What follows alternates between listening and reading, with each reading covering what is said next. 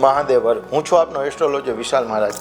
મારી આગળ એક ક્લાયન્ટ આવેલા હતા. હું કાયમી નિત્યકર્મ પૂજા કરું છું, પણ મને એનું ફળ મળતું નથી. એનું કારણ શું છે? એનું મેન કારણ એ છે કે આસન વિના તમે પૂજા કરો છો, નિત્યકર્મ કરો છો, તો એનું ફળ મળતું નથી.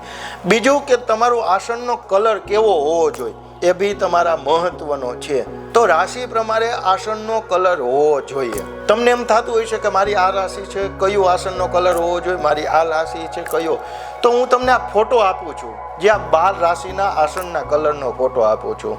ખાસ કરીને આ આસન તમારે પાથરવું જોઈએ. આ ફોટા અનુસાર આ 12 રાશિ છે, એની અમે આસનના નામ લખેલા છે, કયા કલરનું આસન રાખવું જોઈએ. આ ફોટો તમે જોવો અને આ પ્રમાણે તમે આસન પાથરીને જપ તપ કરો, આનું ફળ તમને અવશ્ય મળશે.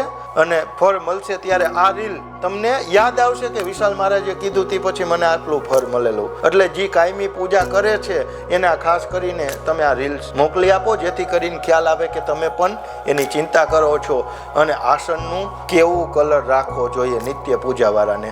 મહાદેવ હર.